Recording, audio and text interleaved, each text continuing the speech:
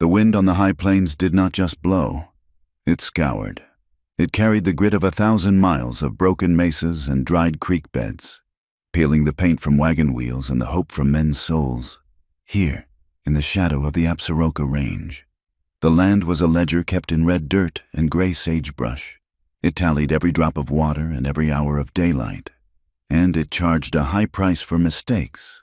Elias Thorne knew the cost better than most. At 39 years of age, Elias was a man carved from the same hard timber as the fence posts he drove into the rocky soil. He was tall, with shoulders broadened by 20 years of wrestling cattle and stacking hay, but he walked with the slight, stiff hitch of a man who had been thrown from a horse one too many times. His face was weathered, lines etched deep around eyes the color of slate, eyes that watched the horizon with a habitual, quiet vigilance.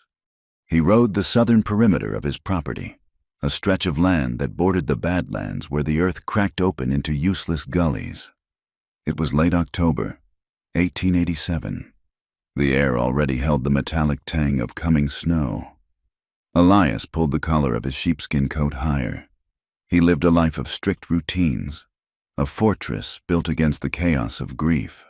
Since Martha had passed 6 years ago, taken by a fever that burned through her in 3 days, Elias had become a man of silence. The town of Jericho Creek, 10 miles north, called him decent but cold. They said he was a man who paid his debts on the day they were due, but never stayed for a drink. They were right. He checked the barbed wire, wearing thick leather gloves. The fence was new, a jagged silver line cutting through the wild grass.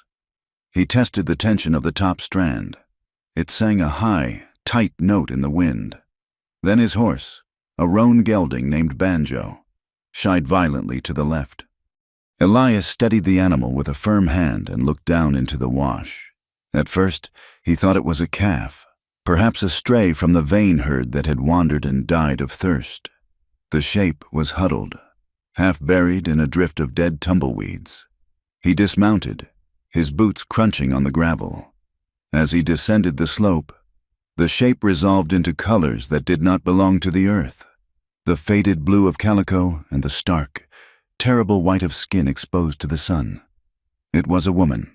Elias stopped, his breath catching in a throat unused to surprise. She lay on her side, one arm thrown out as if reaching for something that wasn't there. Her dress was torn at the shoulder and along the hem, the fabric stiff with dust and darker stains that looked like dried blood.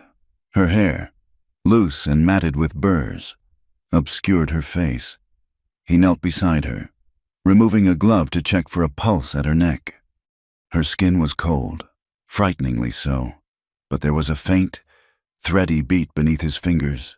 She let out a low moan, a sound of pure distress that seemed to vibrate in the dry air. Elias looked at her wrists.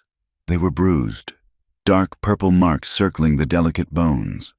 He looked at the tear in her dress, the way her boots were scuffed through the leather at the toes. This was not an accident. A fall from a horse did not leave marks like hands. He felt a surge of cold anger, a sensation he had suppressed for years. He carefully worked his arms underneath her. She was light, dangerously so, as if the wind had already carried away the best parts of her. When he lifted her, her head lolled back, and he saw a face that might have been pretty once, now swollen along the jawline, lips cracked and bleeding. He carried her up the slope, his boots slipping in the scree, holding her close to his chest to shield her from the biting wind.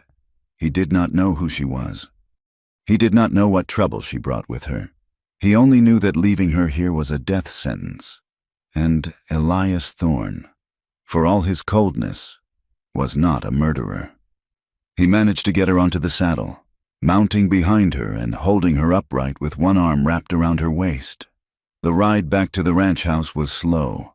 The wind howled, drowning out the sound of the horse's hooves, but it could not drown out the shallow, ragged breathing of the woman against his chest. The ranch house was a sturdy structure of pine logs and chinking, built to withstand blizzards and isolation.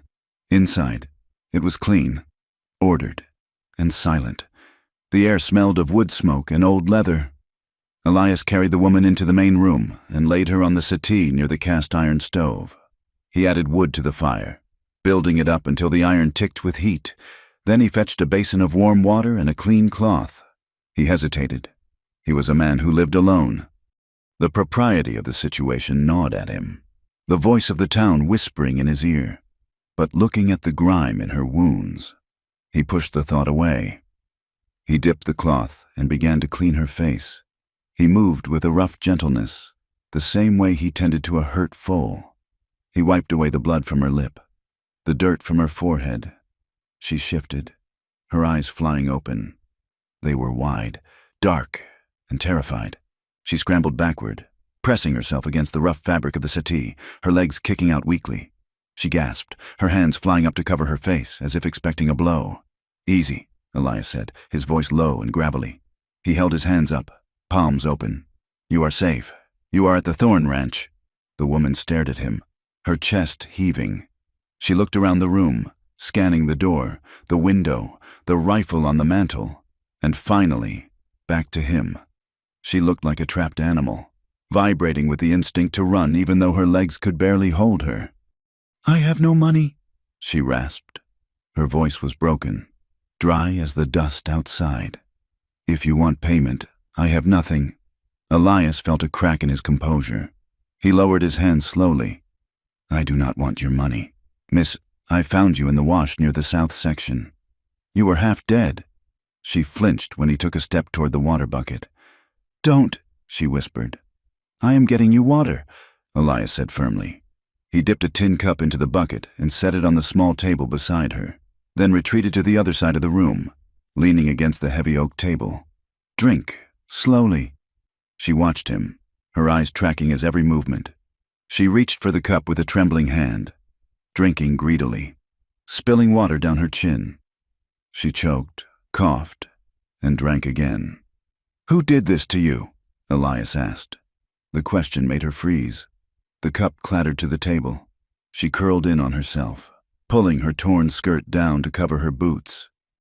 "I fell," she said, the lie so thin it was transparent. "I was traveling. I fell." "You fell and bruised your wrists?" Elias asked quietly. She looked away, staring into the fire. "I came from town," she said, her voice barely audible. "I can't go back. Please, I need to rest for an hour. Then I will go." "You will not go anywhere tonight," Elias said. "There is a storm coming off the peaks, and you cannot walk 10 yards, let alone 10 miles to the next settlement." She looked at him then, and he saw a profound, ancient exhaustion in her face. She was young, perhaps 25 or 26, but her eyes looked 100 years old. "I can't stay here," she said. "It isn't right. A woman like me, in a house like this." "It is a house," Elias said. "And you are a human being who needs help. That is all the right I need." He saw the disbelief in her face. She had been trained, he realized, to expect the worst from men. She expected a price. "I will prepare the bunkhouse," Elias said, pointing toward the door. "It has a stove and a cot. It is warm. You will sleep there. I will stay here. You can lock the door from the inside." He saw her shoulders drop a fraction of an inch. The offer of a lock seemed to mean more to her than the offer of food. Jericho Creek was a town that prided itself on order.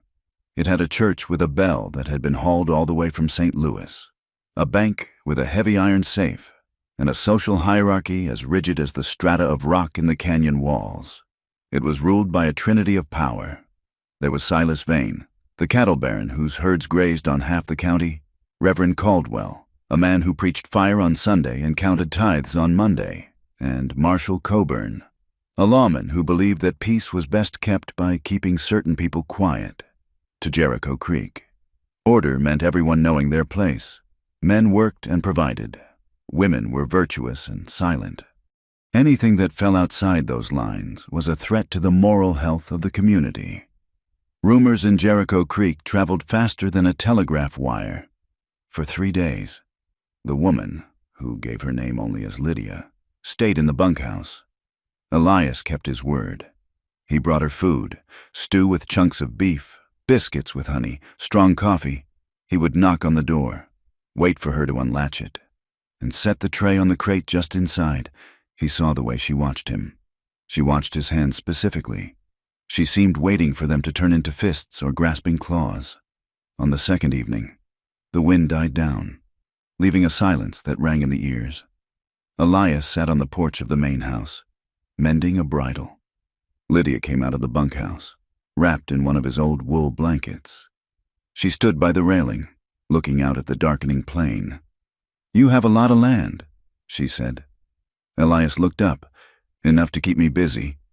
It is quiet here. I like the quiet." She hesitated, then stepped closer to the warmth of the stove he had dragged onto the porch to heat water for laundry. She watched him work the leather. "You hold your hands near the fire," she observed softly, "before you pick up the tools. You warm them first." Elias paused. He hadn't realized anyone noticed that.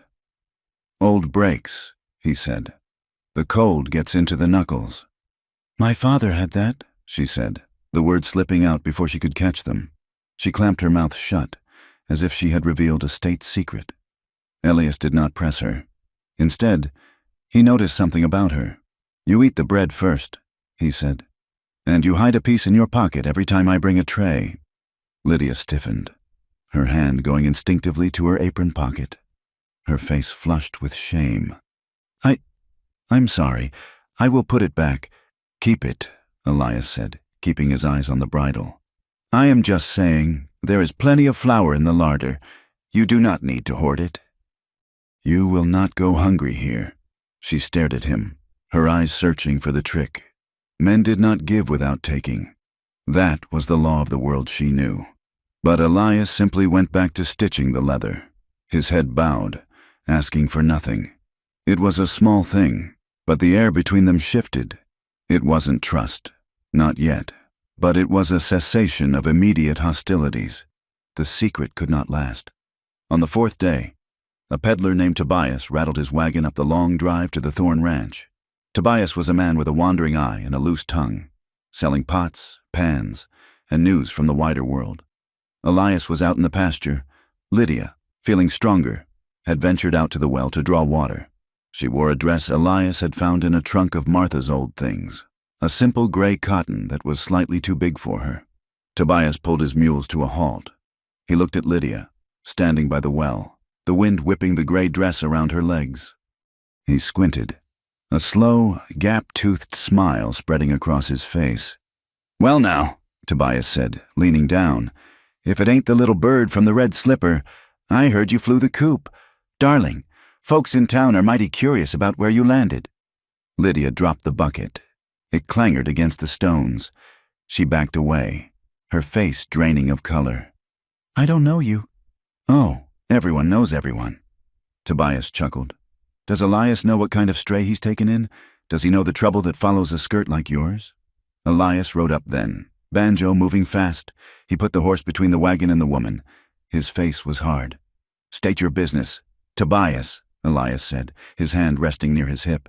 "Just selling wares." "Elias, just selling wares," Tobias said, holding up his hands. "And seeing the sights. Didn't know you had company. Didn't know you were the type to entertain the working girls." "Get off my land," Elias said. The tone was not a shout. It was a door slamming shut. Tobias flicked the reins. I'm going. Just be careful. Elias, you know how the Reverend feels about sin in the camp." The wagon rattled away, but the damage was done. The dust from his wheels drifted back like a curse. The visit from the authority figure came 2 days later. Marshal Coburn did not come with a posse. He came alone, riding a tall black mare, wearing a badge that caught the sun. He was a thick-set man with a mustache that hid his mouth and eyes that hid his thoughts. Elias met him at the gate. He did not invite him down. "Morning, Elias," Coburn said, tipping his hat. "Marshal, good weather for fencing." "It holds." Coburn shifted in his saddle. "Elias, I will get straight to it. There is talk in town. Talk that you are harboring a woman out here, a woman named Lydia." "I have a housekeeper," Elias said calmly. "She needed work. I needed help." Coburn chuckled. A dry sound. "A housekeeper? Is that what we are calling it? Elias, look, You are a good man. You keep your nose clean. But this woman, she is bad news.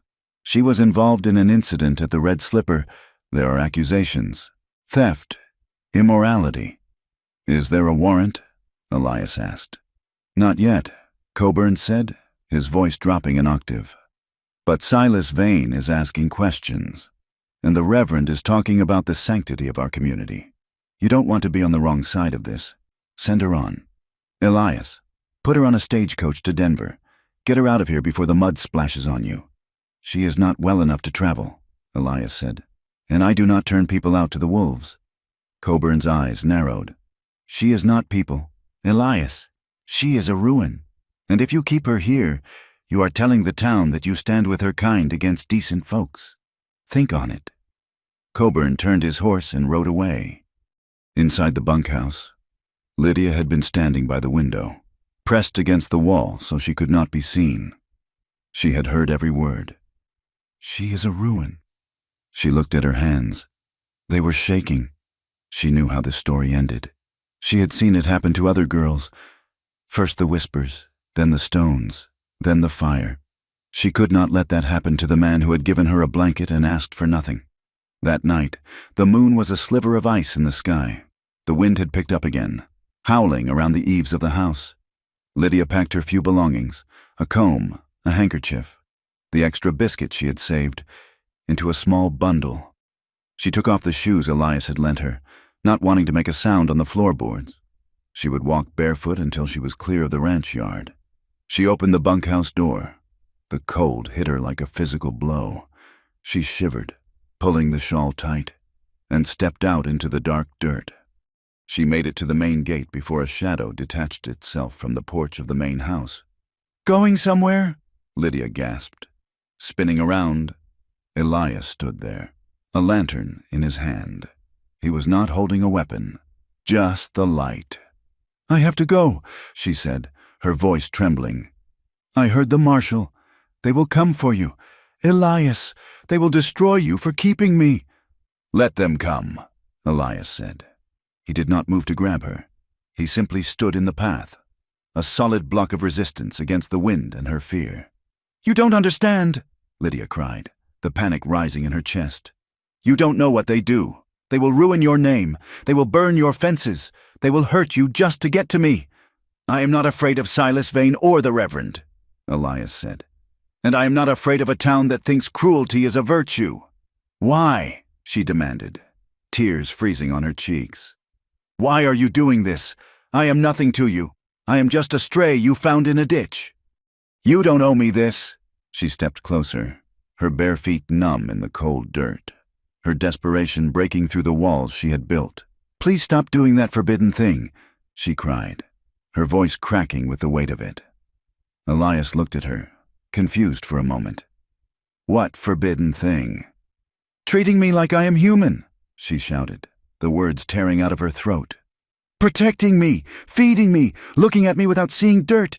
It is forbidden. Don't you know that? It is a sin to them. Please just stop. Let me go. Let me disappear like I am supposed to."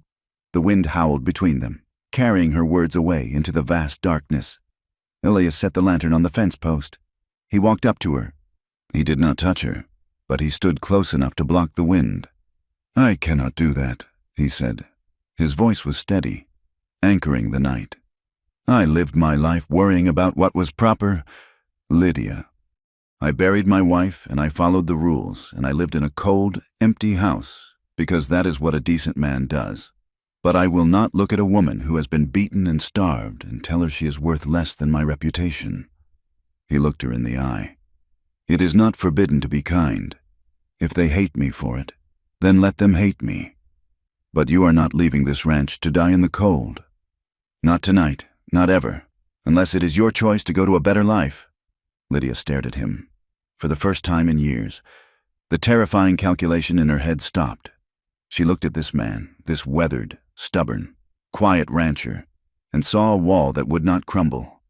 She sank to her knees in the dirt, the fight draining out of her, replaced by a sobbing relief that shook her entire frame. Elias knelt beside her. He picked up her bundle. "Come inside," he said. "The coffee is still hot." The next morning, the war began. When Elias rode into Jericho Creek to buy flour and nails, the mood had shifted. The silence was not the respectful quiet he was used to. It was heavy and sharp. He walked into Holloway's general store. Mrs. Gable, the banker's wife, was at the counter. When she saw Elias, she gathered her skirts and moved to the far side of the aisle, turning her back to him with a deliberate sniff of disdain. "Mister." Holloway served him, but he did not make eye contact. He weighed the nails in silence. "That will be all. Elias?" Holloway asked, his voice tight. "That is all." Elias walked out. As he untied Banjo from the rail, a man named Deke, one of Vane's riders, walked by. Deke paused, looked at Elias, and spat a stream of tobacco juice into the dust, inches from Elias's boot. "Got a new pet, I hear." Deke sneered. "Careful she don't bite, or maybe you like it when they bite." Elias stiffened, his hand twitching toward the rifle scabbard on his saddle, but he held himself back. Violence now would only prove them right. He mounted his horse and turned toward the road. When he reached the ranch gate an hour later, he saw it. Pinned to the fresh wood of the fence post he had checked just days ago was a piece of paper. It fluttered in the wind.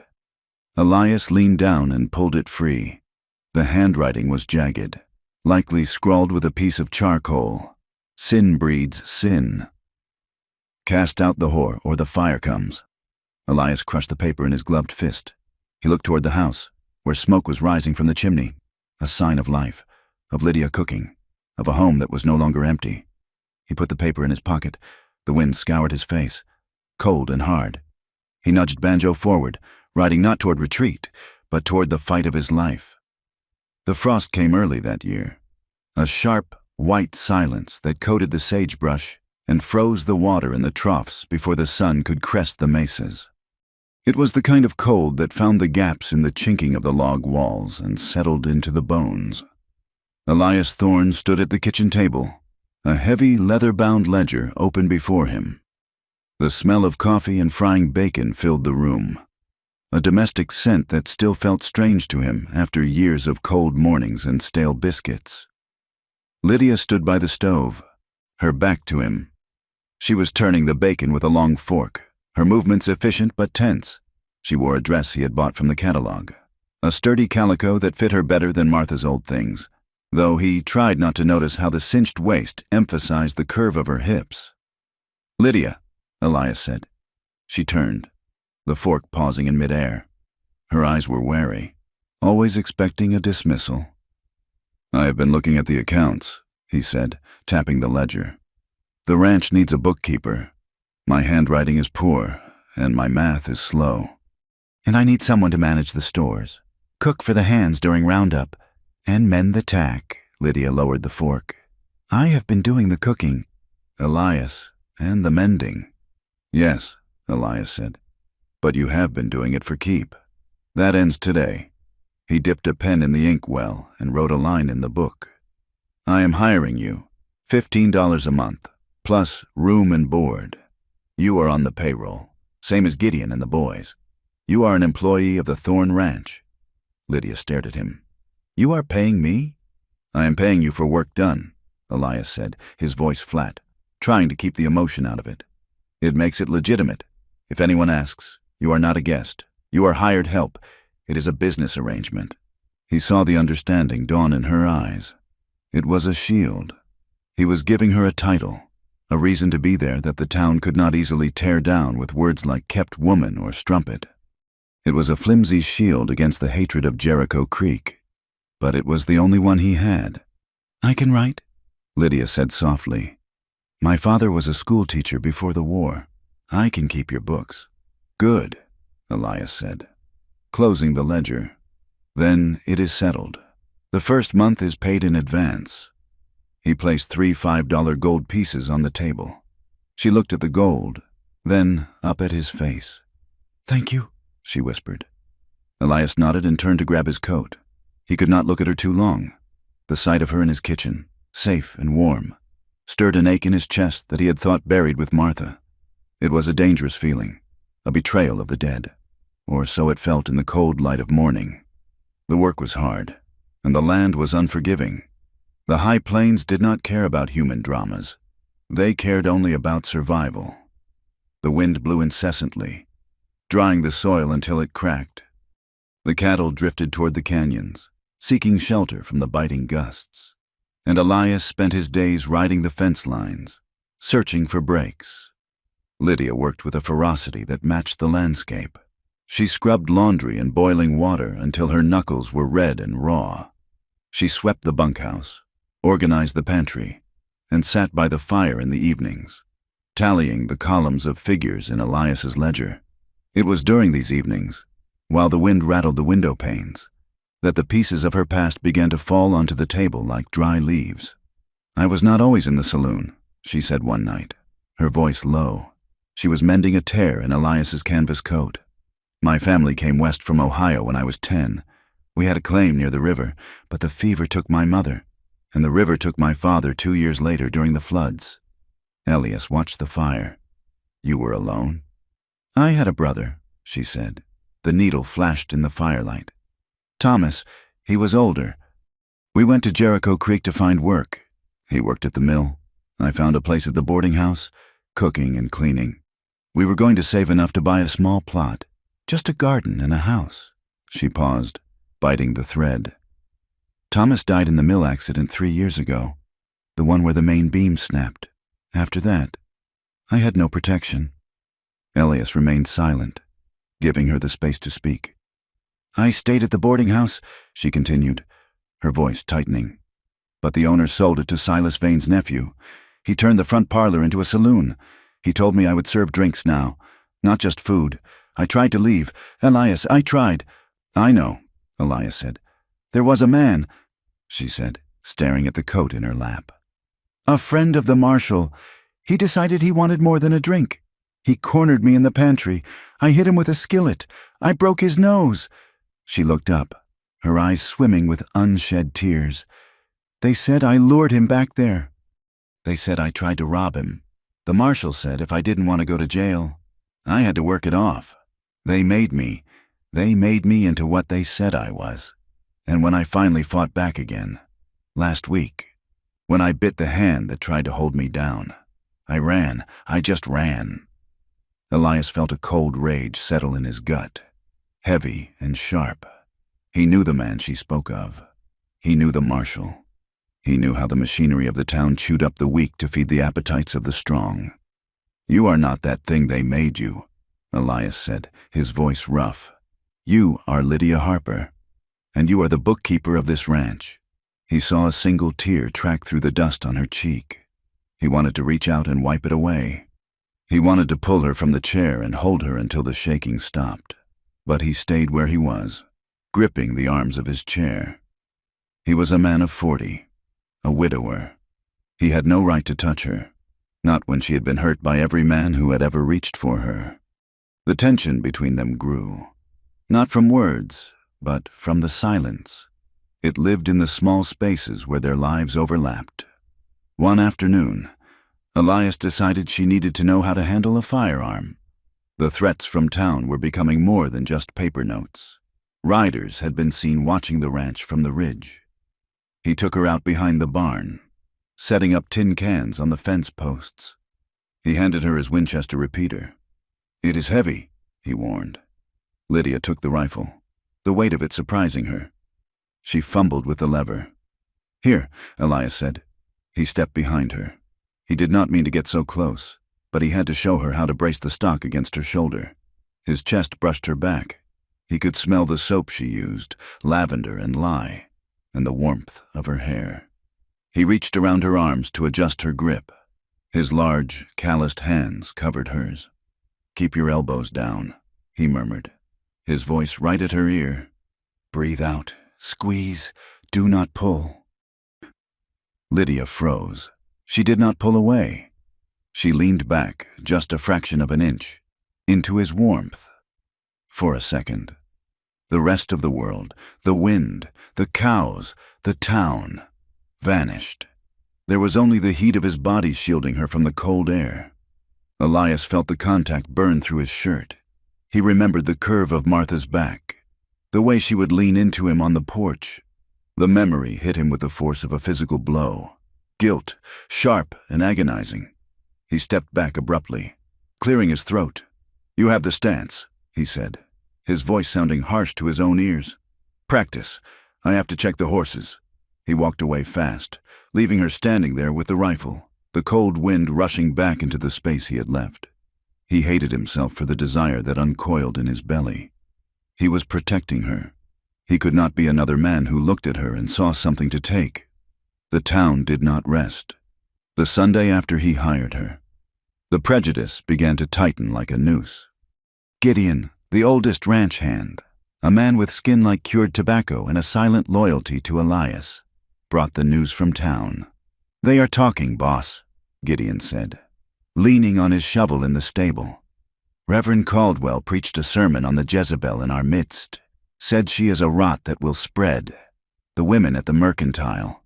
They say they won't sell to you if you are buying for her." "Let them talk," Elias said, brushing down his horse. "It is not just talk," Gideon said gravely. "Marshal Coburn stopped me. Said he is looking into vagrancy laws. Said if she has no family and no husband, she is a ward of the state, and he can decide where she stays. And Silas Vane, he told the feed store to double the price on your grain."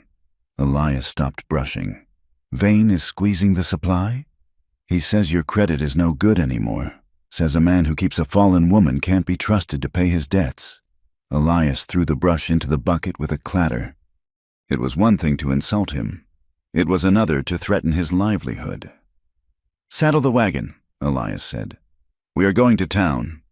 "Boss," Gideon warned, "that might not be wise." "I am not going to hide here while they starve us out," Elias said. "And Lydia is coming with me." The ride to Jericho Creek was silent. Lydia sat on the wagon bench beside Elias, wrapped in a heavy shawl, her face pale. She had begged him not to do this. "I will leave," she had said. "I will walk into the mountains." But Elias had refused. "You are not a secret," he had told her, "and I will not live in shame." They rolled onto Main Street at noon. The town was busy, wagons clattering, people walking the boardwalks.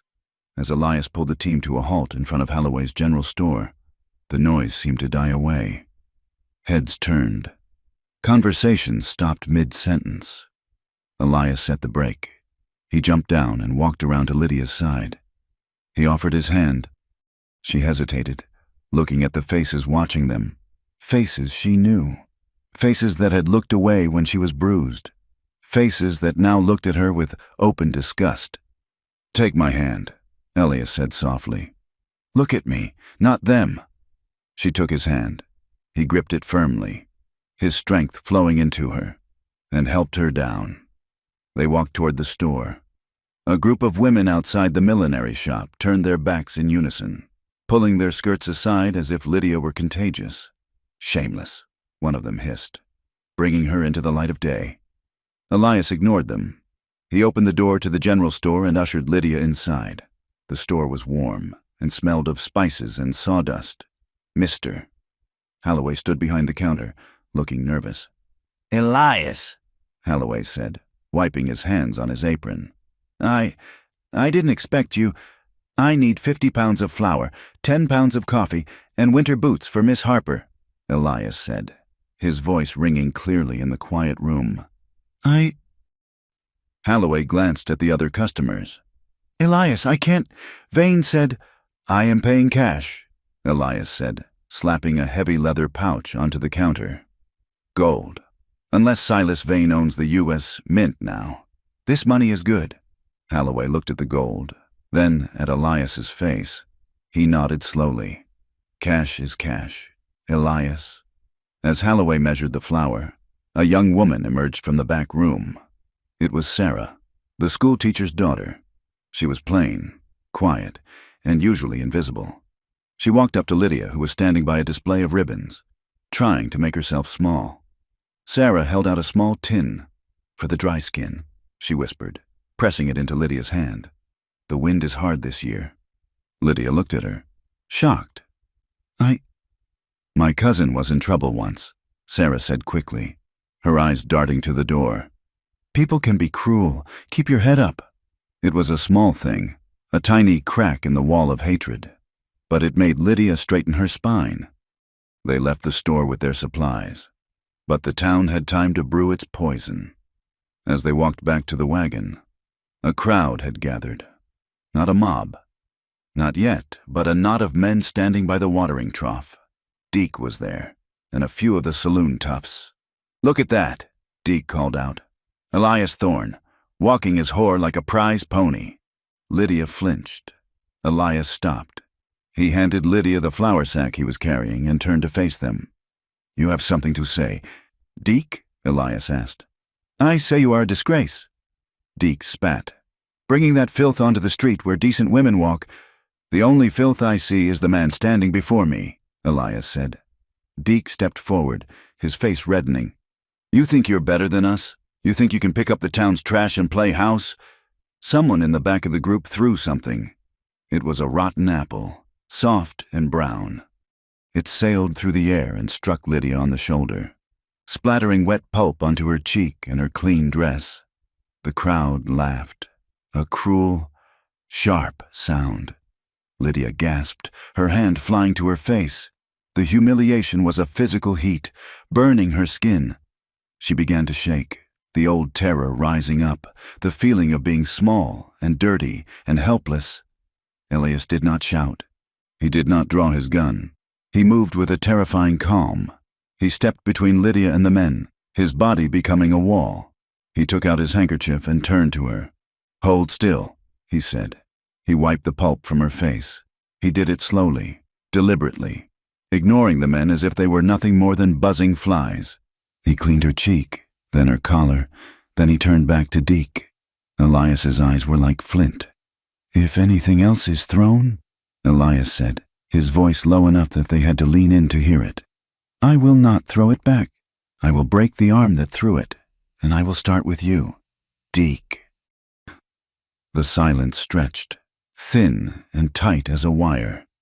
Deke looked at Elias, saw the absolute lack of fear, and stepped back. "Come, Lydia," Elias said. He took her arm and helped her into the wagon. He climbed up, released the brake, and drove out of town, his back straight, refusing to look back. Night fell over the ranch, heavy and starless. The wind had died, leaving a silence that felt oppressive after the noise of the town. Lydia sat at the kitchen table. She had not spoken since they left Jericho Creek. She was staring at her hands, which were resting on the oilcloth. Elias was pacing. He felt like a caged animal. The anger was still humming in his blood, a vibration that made his hands shake. "I am sorry," Lydia said suddenly. Her voice was brittle. Elias stopped. "You have nothing to apologize for." "I do," she said, looking up. Her eyes were red-rimmed. "I am the reason they hate you. I am the reason they threw things. I am a stain, Elias. You can't wash it off. You." "Stop it," Elias said. "Do not speak of yourself that way." "It is the truth," she cried, standing up. The chair scraped loudly against the floor. "I want to be clean, but I am not. I want to be safe. But I am danger to you. I should have left. I should go now." She moved toward the door. "No!" Elias crossed the room in 2 strides. He blocked the door, his hands slamming against the wood above her head. They stood chest to chest, the air between them charged with the electricity of the storm that had been brewing for weeks. "Why?" Lydia demanded, looking up at him, her face wet with tears. "Why do you keep me? Why do you fight them for me?" "Because you are worth fighting for," Elias said, the words tearing out of him. "I am nobody," she sobbed. "I am just a woman who wants. She faltered. "What do you want, Lydia?" Elias asked, his voice dropping to a whisper. She looked at him, her defenses finally crumbling. "I want to stay. I want to be here, with you. I want to feel safe. I want you." The confession hung in the air. Elias looked at her, her tear-streaked face, her trembling mouth, the desperate honesty in her eyes. The dam inside him broke. The guilt, the grief, the control, it all gave way to the simple, undeniable fact that he was a man who was alive, and she was the fire in his cold world. "Lydia," he groaned. He reached out, his hands cupping her face. Her skin was warm. She leaned into his touch, her eyes fluttering shut. He kissed her. It was not the smooth, practiced kiss of a romance novel. It was shaky and desperate. It tasted of salt tears and coffee. It was the collision of two lonely people who had forgotten what it was like to be held. Lydia made a small sound in her throat, her hands clutching the front of his shirt, pulling him closer. For a moment, Elias let himself go. He deepened the kiss, his thumb tracing the line of her jaw, his body pressing her against the door.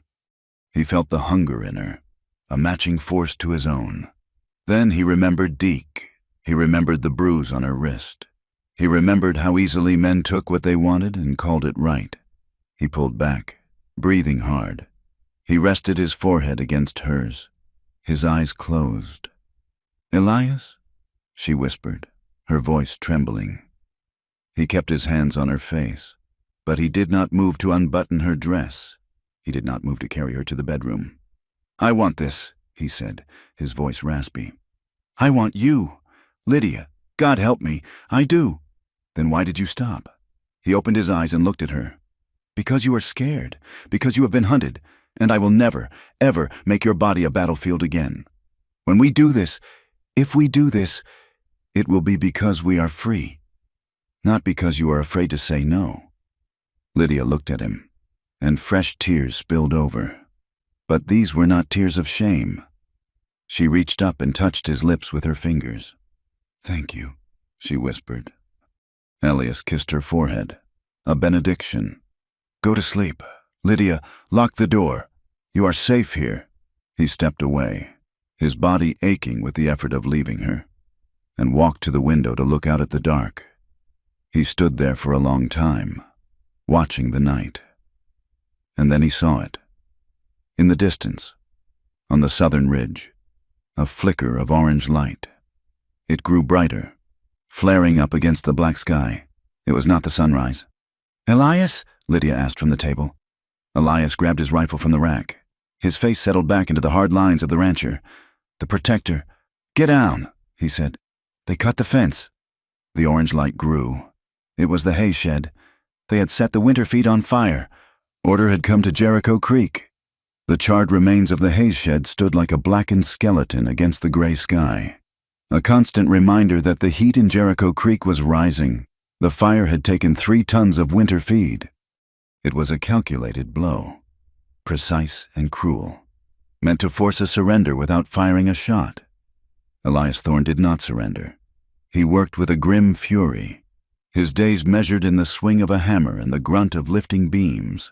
He and Gideon, his oldest ranch hand, worked from dawn until the light failed, salvaging what timber they could to rebuild a smaller shelter for the horses.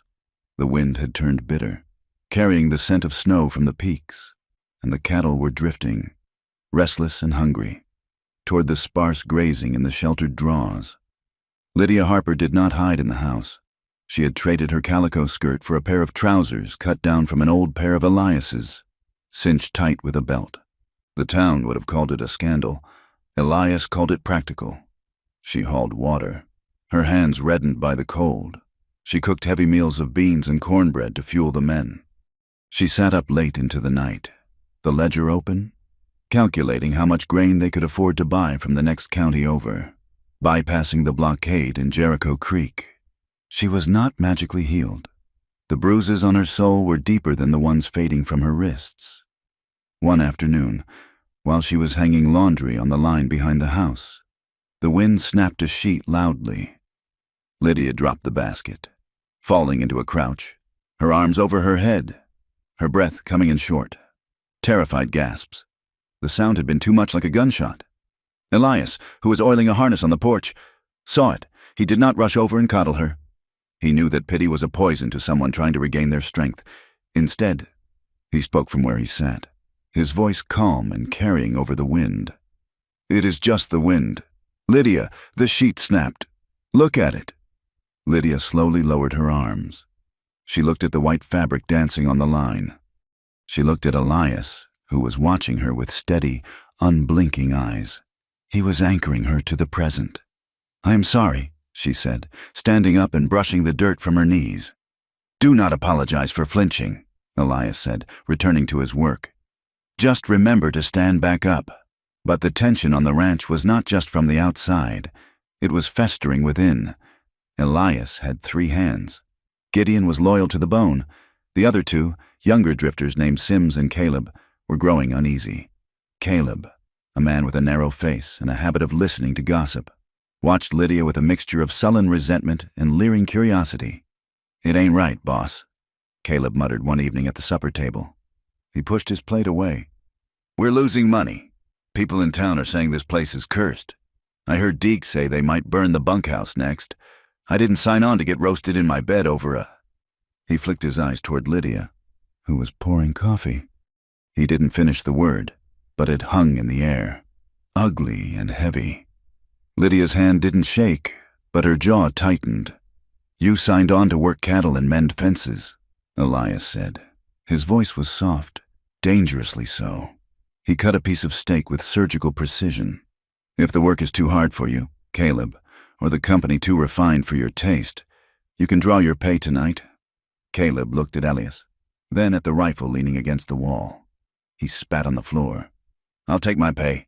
I ain't dying for her." He left that night. Sim stayed, but he slept with one eye open. The circle of allies was shrinking. 2 days later, the law, or what passed for it in the territories, rode up the lane. It was not Marshal Coburn this time. It was a man in a black suit, riding a city buggy that looked ridiculous bouncing over the ruts. He introduced himself as Thaddeus Pearsall, a solicitor representing the county interests. Elias met him on the porch. Lydia stood in the doorway, a silent shadow. "Mr. Thorne," Pearsall said, dusting his hat. He had the soft hands of a man who strangled people with paper rather than rope. "I am afraid I have some troubling news regarding the deed to your southern pasture. The section with the creek. My father bought that land 30 years ago," Elias said. "The deed is in the safe." "Ah, yes, but a recent review of the survey lines from 1862 suggests a clerical error," Pearsall said, smiling without showing his teeth. "It appears that section actually falls under the jurisdiction of the Vein Trust, unpaid grazing taxes. You see, compounded over decades. It is a complicated matter." "It is not complicated," Elias said. "It is theft. It is the law. Mr. Thorne, Judge Halloway, cousin to the merchant, I believe, has issued a preliminary injunction. You are to vacate that section and remove your cattle until the matter is resolved. If you do not, the cattle will be considered trespassers and impounded."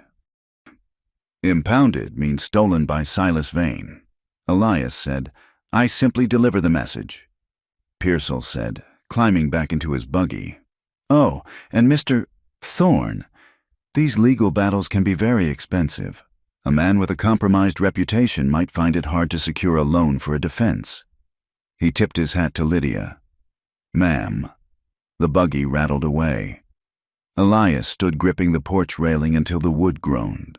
They were trying to strangle the ranch, cut off the water, and bleed him dry in court. He wanted to ride into town and put a bullet in the ledger book, but he knew that was exactly what they wanted. They wanted him to be the wild animal so they could put him down. The attacks came in waves. First the fire, then the law, then the church. On a Tuesday morning, a carriage arrived carrying Reverend Caldwell and 3 women from the Moral Committee. They were dressed in severe black, their faces pinched with the self-importance of the righteous. They did not come to the house. They waited by the gate, as if the soil itself was contaminated. Elias walked out to meet them. Lydia followed, stopping 10 paces behind him. "Elias," Reverend Caldwell boomed. He was a large man who used his voice like a bludgeon. "We have come to offer a solution, a path to redemption." "I did not know I was lost." "Reverend," Elias said. "Not you, man. Her." Caldwell pointed a thick finger at Lydia. "The town is in an uproar. You are endangering the souls of good families by harboring a woman of ill repute in a bachelor's home. It is a scandal that cries out to heaven." One of the women, Mrs. Gable stepped forward. "We have arranged a place for her. Mr. Thorne. The Sisters of Mercy in Denver run a home for wayward women. She will be taken there. She will scrub floors and pray. She will be cleansed of her sin. She is not a stain on a rug." "Mrs. Gable," Elias said. "She is a temptress," Caldwell shouted. "She has beguiled you. Look at you, a decent man, defying your neighbors for a piece of—" "Be careful, Reverend," Elias warned. Stepping forward, "We are taking her," Caldwell said, "for her own good. Marshal Coburn says if she is not turned over to the church, he will arrest her for solicitation." "I am not going," Lydia said. Her voice was not loud, but it cut through the wind. She stepped up beside Elias. She was trembling, but her head was high. "I am not wayward," she said, looking Mrs. Gable in the eye. "And I am not a child to be shipped off to scrub your guilt away. I work here. I earn my keep." "You are a kept woman," Mrs. Gable hissed. "No," Elias said. His voice was like iron striking stone. "She is my partner." The word hung in the cold air. Partner. In the West, that word meant more than wife, more than friend. It meant the person who rode beside you, who held the other end of the saw, who you trusted with your life when the blizzard came. "Partner," Caldwell sputtered, "you blaspheme. You elevate this whore to the station of a partner? She runs my books. She manages my supply. She works this land." Elias said, "She is under my protection, and she is my partner in this ranch. And if any man or woman tries to remove her against her will, they will have to step over me to do it." He placed his hand on the revolver at his hip. "Get off my land." The committee retreated, their outrage billowing like smoke. But as they left, Elias knew he had crossed a line. He had given her dignity. To the town. That was the unforgivable sin. That night, the siege mentality that had gripped the ranch broke into something else. The house was dark, save for the fire in the hearth. The wind was howling outside, a lonely, desolate sound that made the walls feel thin. Lydia sat on the rug by the fire, her knees pulled to her chest. Elias sat in his armchair, cleaning his rifle. "You called me your partner," she said softly. Elias paused, the rag in his hand.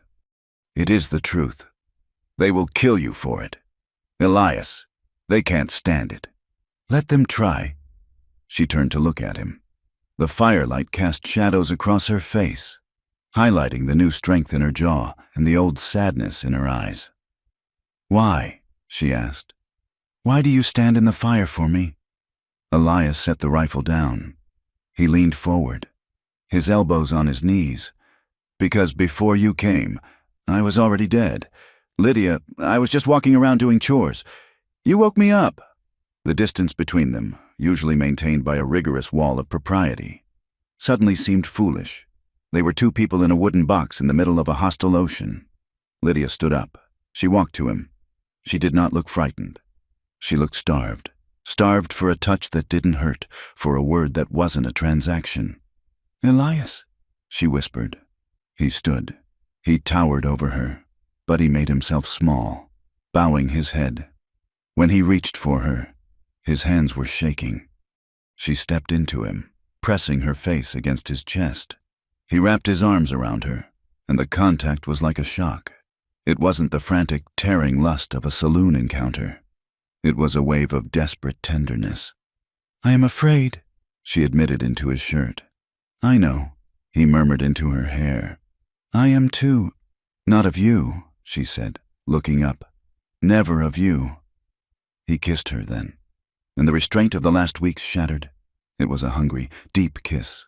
Fueled by the adrenaline of the day and the coldness of the night, he lifted her, her legs wrapping around his waist, and carried her not to the bunkhouse, but to the bedroom, the room he had not shared since Martha died. But this was not Martha. This was Lydia. She was alive. She was warm. And she was here. They moved with a frantic need for closeness. Clothes were discarded not for the sake of nudity, but to remove the barriers between skin and skin. When they lay together, the act was not a conquest. It was a conversation. It was Elias holding his weight off her, watching her face for any sign of fear. It was Lydia pulling him down, her hands mapping the scars on his back, realizing that this strong, terrifying man was trembling just as much as she was. There was no shame in the dark. There was only the sound of their breathing and the wind outside, which could no longer reach them. The morning brought a cruel beauty. The sun was bright, reflecting off the frost. Lydia woke first. She lay still, feeling the weight of Elias's arm across her waist. For a moment, she felt a profound, golden sense of safety. She was warm. She was wanted. Then the old terror struck. Safety never lasts. You have something to lose now. She sat up, clutching the sheet. Elias stirred and opened his eyes. He looked at her, and his face softened. He reached out and touched her bare shoulder. "Morning," he rasped. "Morning," she whispered. She looked at him, her heart hammering. "Elias, what happens now?" "Now," he said, sitting up and swinging his legs over the side of the bed. "We make coffee, and we keep fighting, but the town had other plans." At mid-morning, Gideon came riding in from the south pasture. He was slumped over the neck of his horse. Elias dropped the axe he was holding and ran. He pulled Gideon from the saddle. The old man's face was a mask of blood. His left arm hung at a sickening angle. "Gideon!" Elias shouted. "Lydia, get the kit!" They laid him on the porch. Gideon groaned, his eyes fluttering open. "Wire!" Gideon wheezed. "They cut the wire. Drove the herd. Stampede." "Who?" Elias demanded, pressing a cloth to the gash on Gideon's head. "Masks." Gideon coughed. "But I saw Deke's horse, the paint with the white stocking." Lydia knelt beside them, her hands working fast to bind the arm, but her face was ashen. She looked at Gideon's blood staining the porch planks. She looked at Elias's face, which had turned into a mask of cold, murderous rage. Then Sims rode in, leading a pack horse. He looked scared. "Boss," Sims said, "I was in town. I heard about Mr. Holloway." "What about him?" Elias barked without looking up. "They beat him. Boss, last night, smashed up his store. Left a sign saying, 'Traitor' on the door. He's bad off. The doc says he might lose an eye." Lydia stood up. She backed away, her hands covered in Gideon's blood. "It is me," she whispered. "It is all me." "Lydia, no," Elias said, looking up. "They hurt Gideon," she said, her voice rising to a panic. "They hurt Mr. Holloway because he sold me flour. They will kill you next, Elias. They will burn this house with us inside." She turned and ran into the house. Elias finished tying the bandage on Gideon. "Sims, get him water. Watch him." He followed Lydia. She was in the bedroom, shoving her few clothes into a canvas sack. She was crying, great heaving sobs that shook her body. "I am going," she said. "I will go to town. I will tell the marshal I surrender. I will tell them I seduced you. I tricked you. I will tell them anything so they stop hurting people." Elias grabbed the bag and threw it across the room. It hit the wall with a dull thud. "You will not," he said. "I have to," she screamed at him. "Don't you see? I am the poison. I am the reason good men are bleeding." Elias grabbed her by the shoulders. He was not gentle this time. He shook her once, hard. "You are not the poison," he roared. "They are. Do you think if you leave, they will stop? Do you think Deacon Vane and that hypocrite Caldwell will just go back to being decent? No, they have tasted blood. Lydia, if you surrender, they win. They learn that terror works. They learn that they can break anything that doesn't look like them." He pulled her close, forcing her to look at him. "I saw Gideon's blood," he said, his voice dropping to a terrifying calm. "I see what they did to Holloway, being good, being quiet, minding our own business. It is not enough. It was never enough." He let her go and walked to the gun cabinet. He took out his heavy buffalo rifle and a box of cartridges. He strapped on his revolver. "Elias," Lydia whispered. "What are you doing?" "I am done waiting for them to come to us," Elias said. He put on his hat. The shadow of the brim hid his eyes, but she could feel the heat of his resolve. "I am going to town. I am going to find Marshal Coburn. And I am going to end this. They will kill you," she said. "Then I will die on my feet." Elias said, instead of on my knees waiting for their permission to breathe. He walked out the door. Lydia watched him go. She saw him mount the big roan, saw the way he checked the action on the rifle. She wiped the tears from her face. The fear was still there, but something else was rising beneath it. She looked at the blood on her hands. She did not pack her bag again. Instead, she went to the mantel and took down the Winchester he had taught her to use. Elias rode toward the gate, the wind at his back. He did not look at the broken fences. He looked only at the road to Jericho Creek. He was a peaceful man, a quiet man. But the town had made a mistake. They had mistaken his silence for weakness, and now they were going to learn the difference. Elias rode 40 miles to the county seat of Blackwood, a town that smelled of coal smoke and bureaucracy. He spent 3 days sitting on a hard wooden bench outside the circuit judge's chambers, clutching a sheaf of affidavits he had painstakingly gathered. He had a statement from the midwife, Mrs. Albright, who had seen Lydia's bruises. He had a guarded testimony from Sarah, the schoolteacher's daughter. When he was finally granted an audience, Judge Pembroke, a man with a face like a dried apple and eyes that had seen too much frontier corruption to care, barely looked up from his desk. "This is a local matter, Mr. Thorne," Pembroke said, shuffling the papers.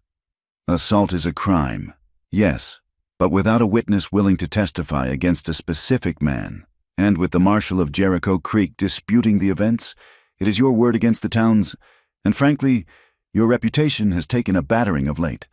"My reputation is not on trial," Elias said, his voice tight. "A woman was beaten. A ranch hand was assaulted. Fences were cut. This is organized lawlessness." "It is a moral dispute," Pembroke said, waving a hand. "I can schedule a hearing for the spring circuit. April, perhaps." "April?" Elias stood up, his chair scraping the floor. "We will be dead by Christmas. Then I suggest you move, Mr. Thorne. The law takes time. Justice is a slow mule." Elias rode back to Jericho Creek with the taste of ash in his mouth. The law was a shield made of paper, and it would not stop a bullet. Life on the ranch had become a siege. The windows of the main house were boarded up, leaving only narrow slits for light and rifles. The cattle had been moved to the high pasture, a box canyon that was easier to defend but harder to supply. Lydia and Elias moved around each other like ghosts in the darkened house. The strain was a physical weight. Every creak of the floorboards, every howl of the coyote, made them freeze. "You should sleep," Lydia said one evening. Elias was standing by the window slit, staring into the dark. He looked haggard, his eyes rimmed with red. "I am not tired," he lied. "You are exhausted," she snapped. The fear made her sharp. "You will fall off your horse before you save anyone." Elias turned, his temper flaring. "And who will watch the gate? Lydia? Sims? He is a boy. Gideon is lying in the bunkhouse with a fever." "I can watch the gate," she said, crossing her arms. "No," Elias said. "You stay inside." "I am not a piece of china. Elias, I am the reason we are in this cage. Do not treat me like I am useless." They stared at each other, the air vibrating with the frustration of trapped animals. Then Elias sighed, the anger draining out of him, leaving only the fear. "I know you are not useless," he said quietly. "I am just terrified that I will fail you." It was the first time he had admitted it. Lydia softened. She walked over and placed a hand on his arm. The touch was brief, but it anchored him.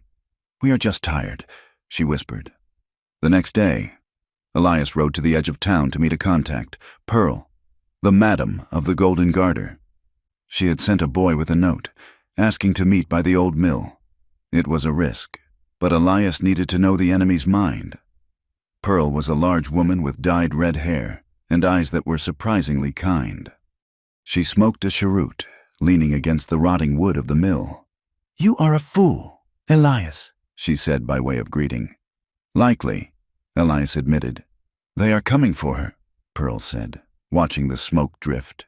"The Committee of Decency. Vane is funding it, Caldwell is blessing it, and Coburn is looking the other way." "Why?" Elias asked.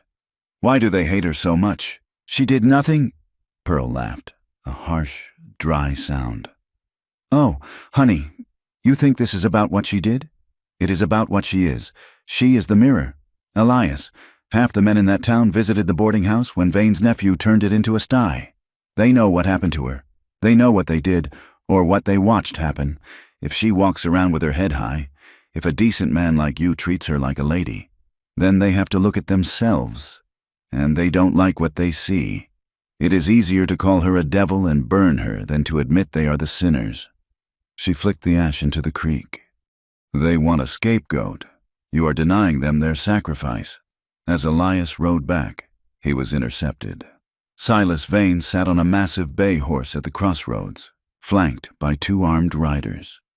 Elias, Vane said, his voice smooth as oil. He was a man who wore suits made of silk in a land of denim. Silas, this has gone far enough. Don't you think? Vane gestured to the landscape.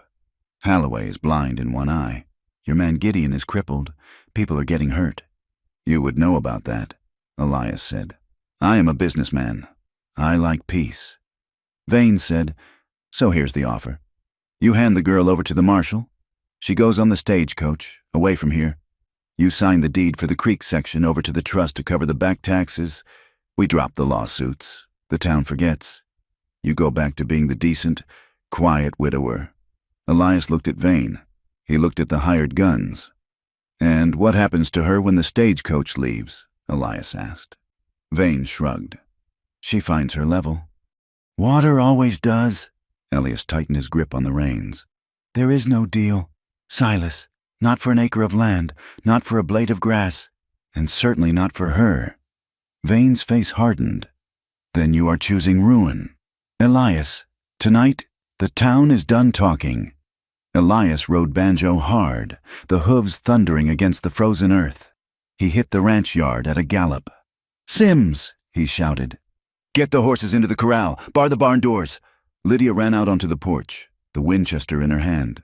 What is it? They are coming, Elias said, dismounting on the run. Tonight, Vane gave the order. The sun set behind the mesas, painting the sky in violent shades of purple and blood orange. They prepared for war. Elias moved Gideon, who was feverish but conscious, into the main house, laying him on the rug behind the heavy oak table. Sims, the young hand who had stayed when Caleb ran, was pale. He was only 19, a boy from Missouri who liked to play the harmonica. You don't have to stay, Sims, Elias told him as they boarded the last window. I ain't got nowhere else. Boss, Sims said, checking his revolver.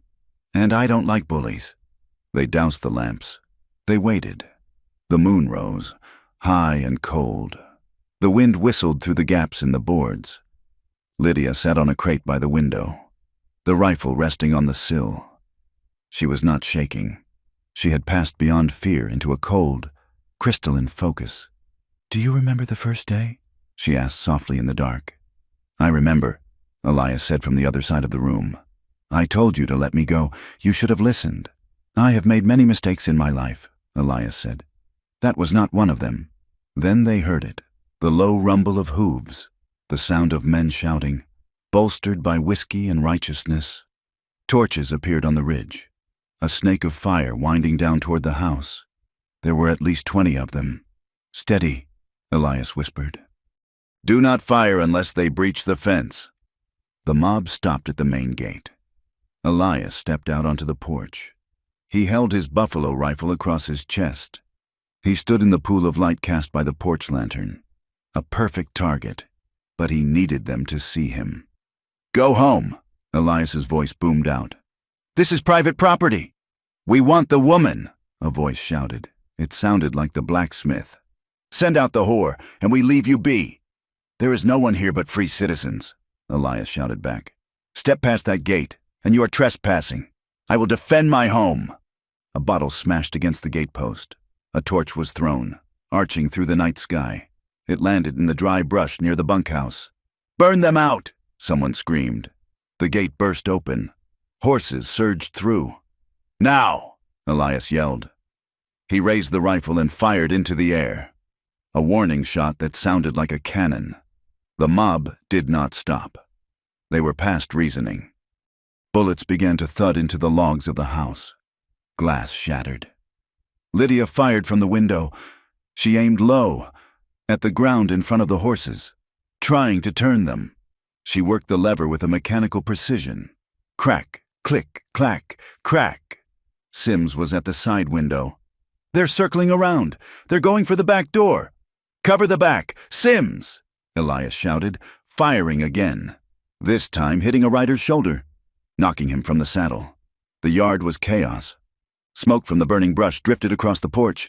Men were shouting, horses screaming. Sims ran to the kitchen. The back door shuddered under a heavy blow. A boot kicked it open. "Get back!" Sims yelled. He fired his pistol. A shotgun blast roared from the darkness of the yard. Sims was thrown backward as if yanked by a rope. He hit the stove and slid to the floor, his chest a ruin of red. "Sims!" Lydia screamed. She abandoned her post, running to the kitchen. Elias heard the scream. He fired one last shot from the porch, dropping a man who was trying to light the porch steps, and then retreated inside, bolting the heavy door. He ran to the kitchen. Lydia was on her knees, holding Sims's head. The boy's eyes were wide, staring at the ceiling. He tried to speak, but only a bubble of blood escaped his lips. He shuddered once, and then he was still. The shooting outside stopped. The mob, realizing they had killed a man, a boy who had grown up in their midst, faltered. The drunken courage evaporated in the face of real death. "We got one," someone shouted uncertainly. Let's go before the marshal comes." Another voice panicked, even though the marshal wasn't coming. The sound of hooves retreated, fading into the night. Inside the kitchen, the silence was deafening. The only sound was the crackling of the brush fire outside, which was slowly dying out in the frost. Lydia looked at Sims. She looked at his harmonica peeking out of his shirt pocket, now stained dark. She let out a sound that was not a word. It was a keen of pure, unadulterated agony. She scrambled backward, away from the body, until she hit the wall. "Stop it!" she gasped, clawing at her own hair. "Stop it! Stop it! Stop it!" Elias dropped his rifle. He went to her. He fell to his knees and tried to pull her hands away from her face. "Lydia," he said, his voice broken. "Look at him!" she screamed at Elias, her eyes wild. "He is dead. He is 19 years old and he is dead because of me, because I am here, because I wanted to live." She tried to push Elias away. "Let me go. I will walk out there and let them kill me. It is the only way to stop the blood. Please, Elias, just let me die so you can live." Elias did not let her go.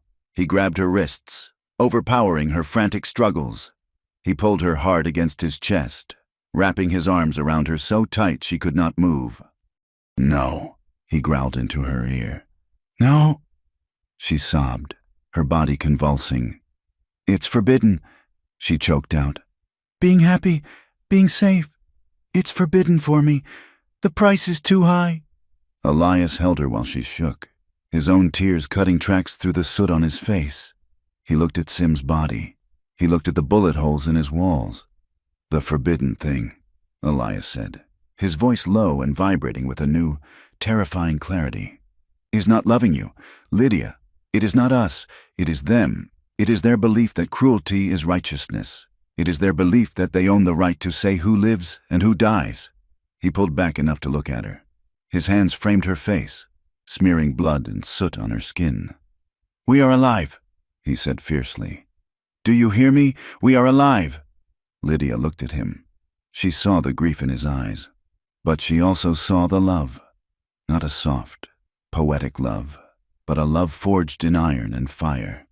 "Elias," she whispered. She collapsed against him. They clung to each other on the kitchen floor, surrounded by broken glass and death. They touched each other's faces, shoulders, hands, desperate to confirm the warmth of life. It was not sexual. It was elemental. It was two survivors finding the only solid ground left in a world that had turned to ash. Elias kissed her hair, her forehead, her eyelids. I am here. I have you." They stayed there until the dawn began to turn the sky a bruised gray. When the light came, it illuminated the wreckage. The kitchen was destroyed. Sims lay covered by a sheet. Gideon was asleep in the other room, alive but weak. Elias stood up. He helped Lydia to her feet. He looked different. The weary rancher who just wanted to be left alone was gone. In his place was a man who had nothing left to lose. "We cannot stay here," Elias said. "If we stay, they will come back with more men. They will burn the house down around our ears." "Where can we go?" Lydia asked. Her voice was hollow. "We do not run." Elias said, "We attack." He walked to the loose floorboard under the pantry shelf. He pried it up and pulled out a metal box. Inside were the original land deeds, his savings, and the fraudulent tax notices Pearsall had served him. "We are going to the capital," Elias said. "We are going to find the federal marshal, and we are going to find a newspaper man." "The capital is a week's ride," Lydia said. "It is winter." "Then we ride through winter," Elias said. "We will take the evidence. We will take your testimony. And we will take the truth about Holloway, and Sims, and the bribes." He looked at Lydia. "Vane thinks he owns the law here, but he doesn't own the world. We are going to burn his kingdom down. Lydia, not with fire, with paper, and with the truth." Lydia looked at the metal box. She looked at Sims's covered form. She wiped her face with her sleeve. "I will saddle the horses," she said. Elias watched her go. He picked up the rifle. He would mourn Sims later. He would mourn the peace he had lost later. Right now, there was only the cold morning, the long road, and the woman he would burn the world to protect. The land beyond the Thorn Ranch was not merely empty. It was hostile. It was a vast, rolling ocean of gray sage and frozen earth, broken only by the jagged teeth of sandstone ridges that cut into the pale underbelly of the sky. Elias and Lydia had been riding for 4 days. They moved like fugitives, keeping to the low ground, following the dry washes where the banks hid them from the horizon. The wind was a relentless physical assault, stripping the heat from their bodies and cracking their lips until they bled. They were hunted. It wasn't a formal posse, lawful and documented. It was a pack of hired guns, authorized by the shadow law of Silas Vane, and legitimized by the lies spreading through Jericho Creek like a fever. The story, they knew, would be simple. The mad rancher had finally snapped, kidnapping the poor, unstable woman to take her into the wilds for unspeakable purposes. It was a lie that gave every man with a rifle the moral permission to shoot on sight. Elias rode Banjo, his rifle scabbard unbuckled. Lydia rode a mare they had taken from the barn, a sturdy bay named Bess. She rode astride, her legs wrapped in wool and leather, her face hidden behind a scarf. She did not complain. She did not ask to stop. She rode with a grim, white-knuckled determination that made Elias's chest ache with a mixture of pride and sorrow. On the 5th afternoon, the weather turned, the sky bruised purple, and the temperature dropped hard. "We need shelter," Elias shouted over the wind. "The canyon ahead! There is an overhang!" As they crested the rise leading to the canyon mouth, a crack echoed through the valley, sharp, flat, and unmistakable. Dirt kicked up near Banjo's front hoof. "Ride!" Elias roared. He wheeled his horse, putting himself between Lydia and the ridge to the east. Another shot whined past his ear, sounding like an angry hornet. Lydia kicked the mare into a gallop. They plunged down the scree slope, sliding and scrambling toward the cover of the rocks. Elias pulled his Winchester, twisting in the saddle to fire 3 rapid shots toward the ridge, not aiming to kill, but to force heads down. They hit the canyon floor, the walls rising up to cut off the line of sight. They didn't stop. They pushed the horses through the twisting labyrinth of stone until the light began to fail and the silence returned, heavy and cold. They made camp in a shallow cave, hidden from the rim. There was no wood for a fire, so they huddled together in the dark, sharing body heat under the heavy buffalo robes. "You are bleeding," Lydia said. Her voice was small in the darkness. Elias touched his left arm. The sleeve of his coat was wet. A bullet had grazed him, slicing a furrow through the sheepskin and the flesh beneath.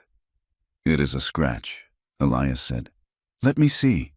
She struck a lucifer match.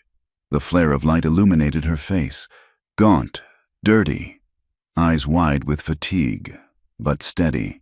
She had the medical kit from her saddlebags. She cleaned the wound with whiskey.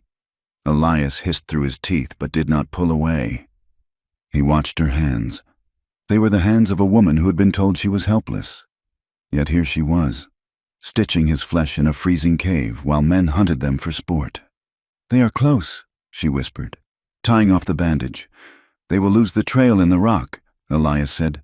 "The wind will cover our tracks." Lydia sat back against the stone wall. Her breath hitched. The adrenaline was fading, leaving room for the panic to creep in. She pulled her knees to her chest, rocking slightly. "They will say I went willingly," she said, her voice trembling. "Or they will say I tempted you. And when they kill us, they will say it was justice." Elias reached out, but he stopped before he touched her. He waited until she looked at him. "Lydia," he said softly, "look at me." She met his eyes. "We are not going to die in this canyon," he said, "and we are not going to let them write the story. You have the papers?" She patted the heavy canvas satchel she refused to let go of. "Yes, then we have the truth, and the truth is heavier than lead." She looked at him, searching for the doubt she felt in herself. She found none. She saw only the rock-solid certainty of a man who had chosen a side and would not move. She moved closer to him, sliding under his arm. "Hold me," she whispered. "Just for a minute, before the cold gets in." Elias wrapped his good arm around her, pulling her tight against his side. They slept in shifts, the rifle across Elias's lap, listening to the coyotes singing to a moon that looked like a polished bone. 2 days later, they reached Granite Peak. It was a rail town, ugly and loud, built on coal dust and iron. But it had something Jericho Creek did not. It was the seat of the federal district court for the territory. They did not go to a hotel. They went straight to the depot, where the telegraph office buzzed like a hive of mechanical bees. Elias sent a message to a man named Samuel Bassett, a U.A. Marshal he had known years ago during the cattle wars, a man who had a reputation for hating bullies more than he hated horse thieves. Bassett met them in a private room at the back of a boarding house near the tracks. He was a man of 50, built like a whiskey barrel, with a mustache that drooped past his chin and eyes that were hard as agate. He listened while Elias spoke. He looked at the tax papers, the fraudulent deed, and the ledger Elias had taken from the ranch, the one that showed the payments to the Jericho Creek Civic Fund, a thin veil for Vane's bribery network. "This is compelling, Elias," Bassett rumbled, his voice gravelly. "But it is paper. Vane has lawyers who can turn paper into confetti. To bring federal charges, conspiracy, deprivation of rights, corruption. I need a witness. I need to know why. Why the hate? Why the violence?" Bassett turned his gaze to Lydia. He did not look at her with lust or judgment. He looked at her like a judge. "Mrs. Harper," Bassett said, "I need the statement, the full statement, not the polite version." Lydia sat in the stiff wooden chair. Her hands were clasped in her lap so tightly the knuckles were white. She looked at Elias. He nodded, a barely perceptible dip of his chin. "Your choice." Lydia turned to the marshal. She took a breath that shuddered in her chest, and then she began to speak. She spoke of the boarding house. She spoke of the night Vane's nephew, a man named Julian, had cornered her.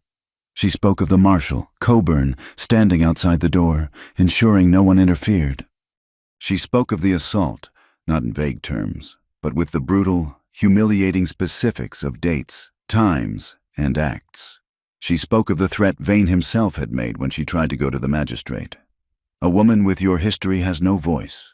Disappear, or we will make you disappear." She told him how the town had turned, how the women looked away because seeing her pain meant admitting their own vulnerability, how respectability became a weapon to bludgeon her into silence. The room was silent when she finished. The only sound was the ticking of the clock on the mantel. Elias felt a cold, black rage rising in his gut. He had known it was bad. He had not known it was this, the image of Coburn standing guard. It made him want to ride back, burn the town to the ground, and shoot every man who had stood by. He wanted blood. He wanted to be the monster they claimed he was. Bassett cleared his throat. He took a handkerchief from his pocket and wiped his brow. "I believe you, ma'am," Bassett said quietly. He looked at Elias. He saw the murder in the rancher's eyes. "Elias," Bassett warned. "I am going to kill them," Elias said. His voice was dead flat. "Vane, Coburn, Julian." "If you do," Bassett said, "then she is just the woman who drove a good man to murder. The story remains theirs. You want to save her? You want to give her a life? Then you let the law do the hanging. You let the world see them in chains, not in coffins." Elias looked at Lydia. She was watching him, terrified, not of the marshal, but of what Elias might become for her sake. He closed his eyes. He took a breath, forcing the red haze back. He chose her. He chose a world where she could walk down the street without looking over her shoulder. "We go back," Elias said. "We do it your way. Sam." They returned to Jericho Creek on a Tuesday, the day the circuit court was scheduled for its quarterly session in the town hall. They did not ride in alone. Marshal Bassett brought 4 federal deputies, men with repeating rifles and badges that meant business. They rode down Main Street in a tight formation, Elias and Lydia in the center. The town went quiet. People stopped on the boardwalks. Curtains twitched. The sight of Elias Thorne, the man they said had gone mad, riding beside a U.S. Marshal, sent a shockwave through the dust. They rode straight to the town hall, a white clapboard building that served as both court and church. Inside, Judge Holloway, the merchant's cousin, was presiding over a land dispute. The room was full. Silas Vane sat in the front row, looking bored and expensive. Marshal Coburn leaned against the back wall. When the doors banged open, every head turned. "All rise," Bassett boomed, his voice filling the room. "Federal business." Bassett walked down the center aisle, his spurs jingling. Elias and Lydia followed.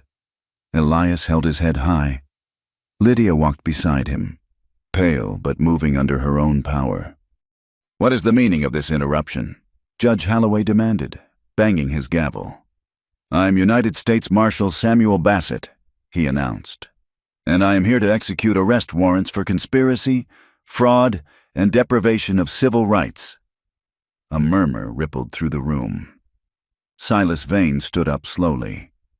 He smiled, though it didn't reach his eyes. "Marshal Bassett, you are a long way from your jurisdiction. Surely you haven't been listening to the tall tales of a disgraced rancher and his companion." "I have been listening to evidence." "Mr. Vane," Bassett said. "Sit down." "I will not," Vane said. He turned to the crowd, playing his hand. "Neighbors, look at this. A man who harbors a harlot, who shoots at our sons, now brings federal thugs to intimidate us. This is an attack on our community, on our values." "Your values?" Elias stepped forward. His voice was not loud, but it cut through the murmurs like a knife. "Your values are burning barns. Your values are beating old men. Your values are holding a door shut while a woman screams." The room went deadly silent. Reverend Caldwell stood up, his face red. "You speak of values.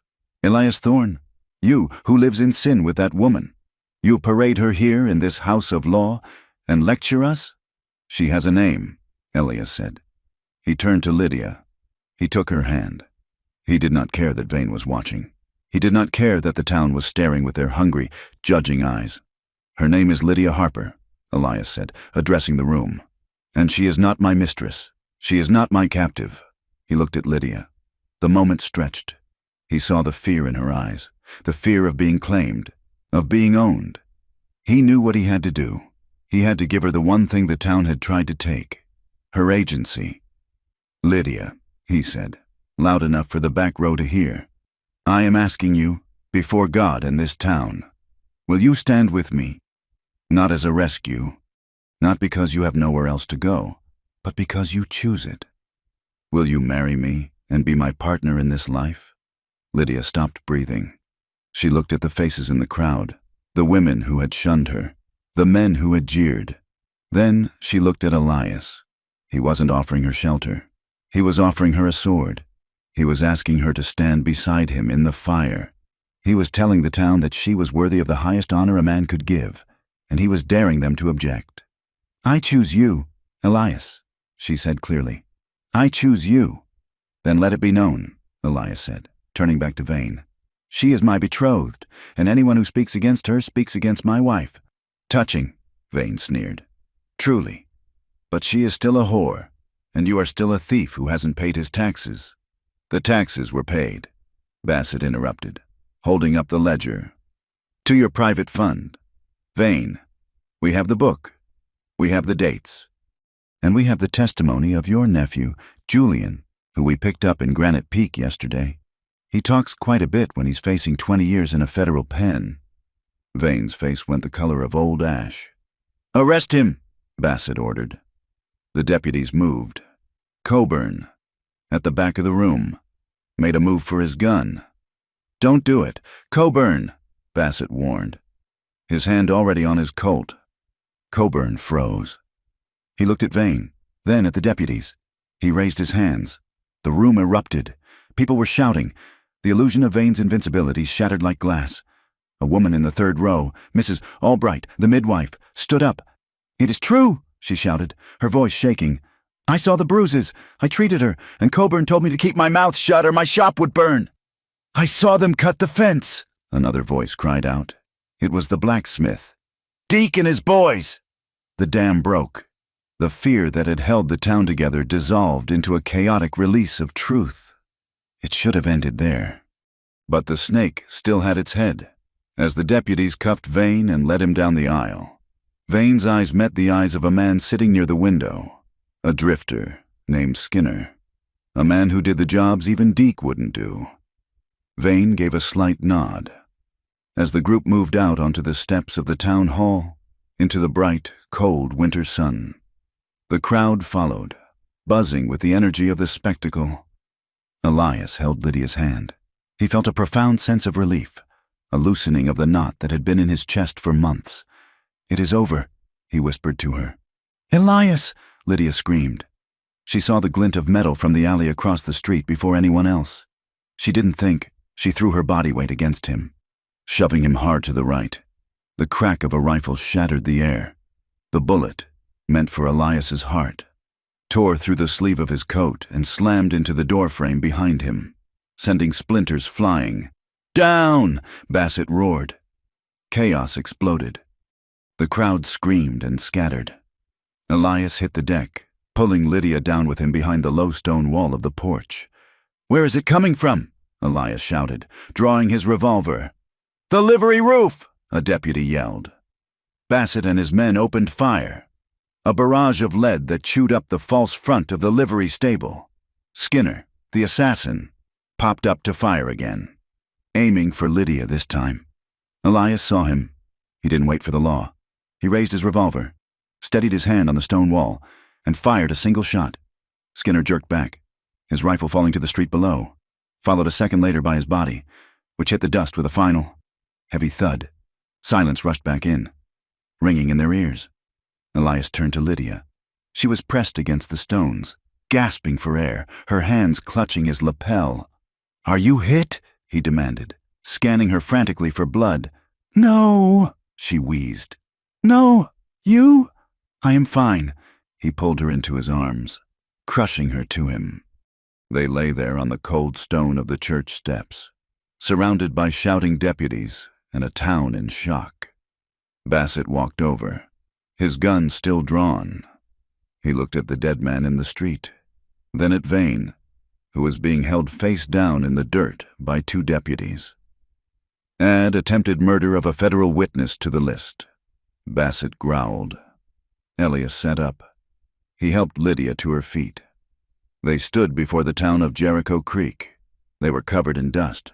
They were shaking, but they were standing. The townspeople looked at them.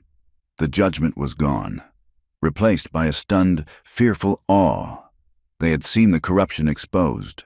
They had seen the violence, and they had seen a woman who was supposed to be weak save the life of the man who loved her. Vane was dragged away, shouting threats that no one listened to anymore. Coburn was marched off in irons. Elias looked at the crowd. He saw Holloway, the merchant, looking at his shoes. He saw the Reverend, silent and pale. "Let's go home," Elias said to Lydia. "Home?" she asked. "The ranch," he said. "We have fences to fix." They walked down the steps, past the marshal, past the wreckage of the town's order. They walked to their horses, mounted, and rode out of Jericho Creek. They did not look back, but as they rode, Elias knew that while the battle was won, the war for peace would be long. The town would not forgive them for being the mirror that showed them their own ugliness. Vane had friends in the capital. The hate would hide, festering in the dark corners.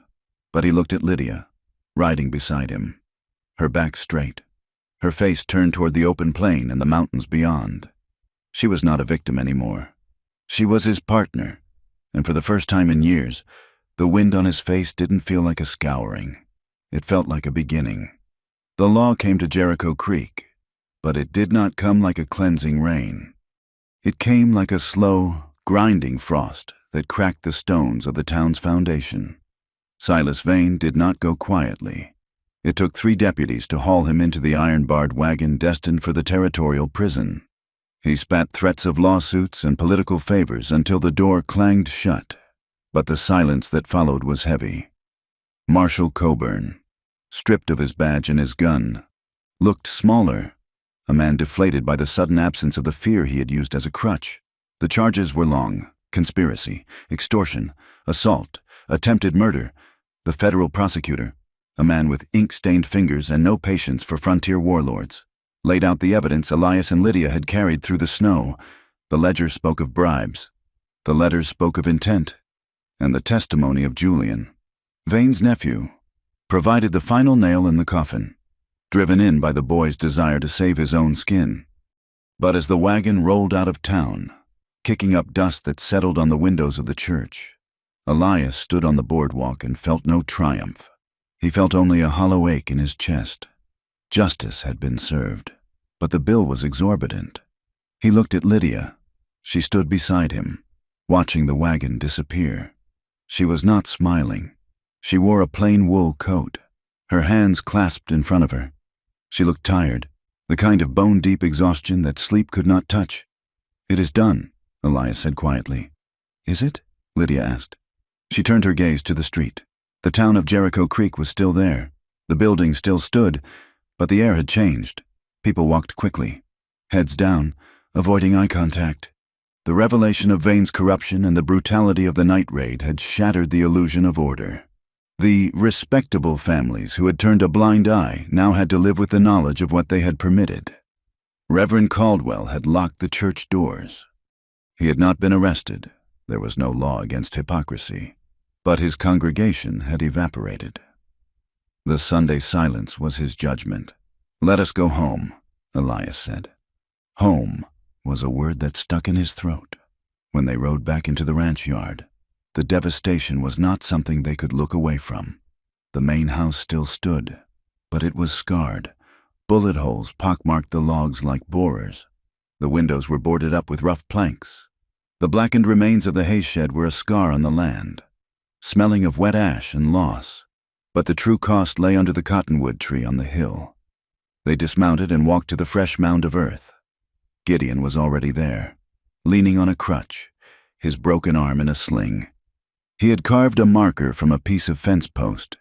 It read simply, "Sims, 1868 to 1887. He stayed." Lydia sank to her knees in the dead grass. She did not weep. She had no tears left. She reached out and touched the rough wood. "He was 19, she whispered. "He liked to play the harmonica because he said the cows liked the music." "He was a good man," Gideon rasped, his voice thick. "Better than most." Elias put his hand on Lydia's shoulder. The weight of the boy's death pressed down on him. This was the price of the town's madness. Vane would sit in a cell, and Coburn would break rocks, but Sims would never see another sunrise. "We cannot stay in the house," Elias said, looking at the bullet-riddled structure. Not yet. It feels haunted. Where do we go? Gideon asked. Winter is coming on hard. Boss, the high pasture, Elias said, looking toward the mountains. The line cabin in the box canyon. It is small, but the roof is tight, and the air is cleaner up there. Lydia stood up. She wiped the dirt from her hands.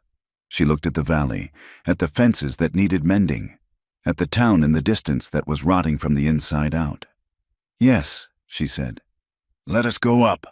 The move took 3 days. They drove the remaining cattle up the winding trail to the high country, a sheltered valley ringed by granite walls where the wind could not reach them. The cabin was little more than a shack, built of rough logs and stone, but it had a stove and a sturdy door. They settled into a rhythm of survival. Gideon took the bunk in the corner, tending to the fire and the cooking while his arm healed. Elias and Lydia took the loft. The isolation was a balm. Here, there were no staring eyes, no whispers. There was only the work. Chopping wood, breaking ice in the creek, keeping the calves alive. But the town of Jericho Creek did not vanish just because they had climbed above it. 2 weeks after the trial, Elias and Lydia had to go down for supplies. They could have ridden to the next county, but Lydia refused. I will not run, she had said. We have done nothing wrong. I will buy my flour in the town where I live. They walked into Holloway's general store. The windows were still cracked from the night the mob had beaten the shopkeeper. Mr. Holloway was there, wearing a patch over his left eye. He moved slowly, a shadow of the man he had been. When Lydia walked in, the store went silent. 2 women, Mrs. Gable and the baker's wife, were at the counter. They froze. Lydia walked past them. She did not lower her head. She did not apologize for her existence. She walked to the counter and placed her list on the wood. Good morning, Mr. Holloway, she said. Her voice was steady. Miss Lydia, Holloway said. He tried to smile, but it was a pained expression. I heard you were up in the high pasture. We are, Mrs. Gable turned. She looked at Lydia. Her lips pursed. She opened her mouth, likely to say something about decency or shame, the old habits rising like bile. Lydia turned and met her gaze. She didn't glare. She just looked at the woman with a profound, quiet clarity. She looked at Mrs. Gable's expensive bonnet and her nervous hands. The trial is over. Mrs. Gable, Lydia said softly. You know the truth. You can choose to hate me for surviving it, but I will not carry your shame for you anymore. Mrs. Gable's face flushed a deep, blotchy red. She looked around the store, seeking support, but found none. The baker's wife looked at the floor. Mrs. Gable gathered her skirts and marched out, the bell above the door jangling harshly. It was not a victory parade. It was a quiet reclaiming of space. But as they loaded the wagon, they saw the decay. The hotel was empty. A family was loading a wagon down the street, moving out. Travelers had heard the stories of a town that burned its own, a town ruled by a corrupt baron and a violent mob. They bypassed Jericho Creek now. The gold that Vane had brought in was gone, and the town was left with its conscience. They are dying, Elias observed as they rode away. The town is dying. Let it die, Lydia said, looking forward. We have work to do. That night, the wind howled around the high cabin, but inside, the fire cast a warm, golden glow. Gideon was asleep, his snoring a rhythmic rumble from the corner. Elias and Lydia lay in the loft on a mattress filled with fresh straw and covered in buffalo robes. The heat from the stove rose to warm them. They were tired, their bodies aching from the day's labor. But sleep did not come immediately. Lydia turned to Elias in the dark. She traced the line of the scar on his arm where the bullet had grazed him. Does it hurt? She whispered. Only when it is cold, Elias said. And it is always cold. She smiled, a small ghost of a thing in the shadows. She moved closer, pressing her body against his side. Elias, she said. Thank you. For what? For not stopping, she said. When I begged you to, when I told you to let me go. Elias turned on his side to face her. He reached out and brushed a strand of hair from her forehead. His hand was rough, calloused, and scarred, but his touch was light as a breath. "I could not stop," he said. "It would have been like stopping my own heart." The intimacy that followed was not the desperate, frantic collision of the night of the siege. It was slow. It was quiet. It was the intimacy of two people who had walked through fire and come out the other side with their skins still smoking. They touched each other with a kind of reverence. Elias kissed the hollow of her throat, his hands moving over her back, feeling the strength in her muscles. Lydia held him, her fingers tangled in his hair, pulling him close not for protection, but for connection. There was grief in it. Yes, they mourned Sims. They mourned the years they had both lost to loneliness and fear. But there was also life. Desire rose up, stubborn and green as new grass after a burn. "I am here," Lydia whispered against his lips. "I am whole." "You are everything," Elias murmured. They came together in the dark loft, the wind battering the roof, reclaiming the right to feel joy without permission. It was an act of defiance against a world that had wanted them dead or broken. Winter passed slowly. The snow piled deep in the pass, cutting them off from the world below. They were an island, but as the spring melt began, bringing the sound of rushing water to the canyon, a reminder arrived that the world was not entirely fixed. Gideon had gone down to check the lower fences. He returned with a face carved from stone. "Boss," Gideon said, sitting heavily on the bench outside the cabin. "I saw tracks near the south ridge. An unshod horse." Elias looked up from the axe he was sharpening. "Deke?" "Likely," Gideon said. "He was never caught. The marshal said he vanished into the Badlands." Elias looked at the ridge. The sky was a piercing blue, innocent and vast. "He is watching," Elias said. "He won't come in." Gideon said, "Not alone." "He is a coward without Vane to back him." "Maybe," Elias said. "But he is out there." Lydia came out of the cabin, wiping her hands on her apron. She saw the look on their faces. She looked at the ridge. "He is a ghost," she said firmly. "Let him haunt the Badlands. If he crosses the line, we will be ready. But I will not live looking over my shoulder. Elias, I am done with that." Elias looked at her. Her face was brown from the sun and wind. There were new lines around her eyes, etched by the hard winter. She looked stronger than he had ever seen her. She looked like the land itself, enduring. "You are right," Elias said. He stood up. "Let him watch. He will see nothing but us living." Summer came to the high country in a rush of wildflowers, paintbrush and lupine splashing color across the gray rock. They decided not to move back to the main house. They sold the lower section of the ranch, the part with the blood-stained house and the bad memories, to a group of settlers from the east who didn't know the history and didn't care. The money paid off the legal debts and bought lumber. They expanded the high cabin, adding a room, fixing the roof with cedar shakes, building a proper corral for the horses. It was a harder life up there. The air was thin. The winters would be brutal, and the road to town was long, but it was theirs. It was a place where the fences were for keeping cattle in, not for keeping the world out. One morning in late August, Elias woke early. The sun was just crowning the peaks, turning the sky a brilliant, hard gold. The air was crisp, smelling of pine resin and coffee. He walked out onto the new porch he had finished yesterday. He leaned against the railing, watching the horses breathe in the morning cold, their breath pluming in the light. The door opened behind him. Lydia stepped out. She was wearing a new dress she had sewn herself, a blue that matched the shadow of the mountains. She held 2 mugs of coffee. She handed one to him. "It is cold this morning," she said. "First frost is coming," Elias said. Lydia took a sip of her coffee. She looked out at the valley, at the herd grazing on the yellow grass, at the smoke rising from their chimney. Then she laughed. It was a soft sound, startled out of her by the sheer beauty of the morning. It wasn't a nervous laugh. It wasn't a laugh of relief. It was just a laugh. She didn't look around to see who was watching. She didn't check to see if she had permission to be happy. Elias watched her. He saw the way the light caught the stray hairs escaping her braid. He saw the peace in her shoulders.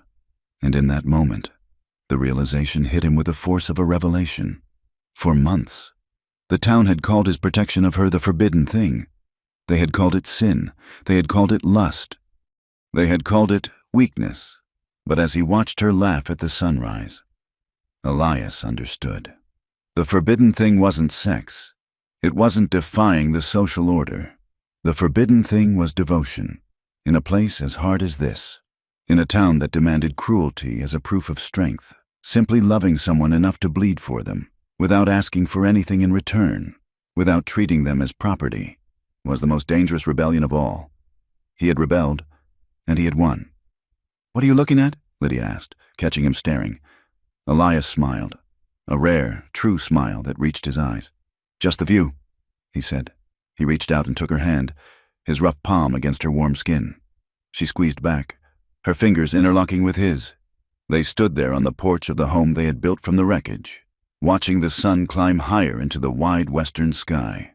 The land before them was endless, indifferent, and beautiful. They were wary. Yes, they carried scars that would ache when the rain came. But as the wind swept down from the peaks, carrying the scent of snow and sage, they faced it together.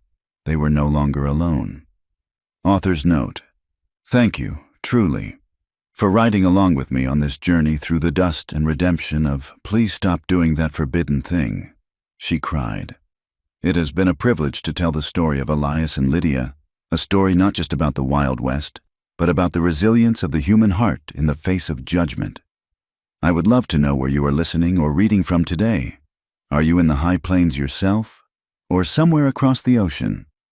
Please leave a comment below sharing your location and your thoughts on the ending. Did justice find its way?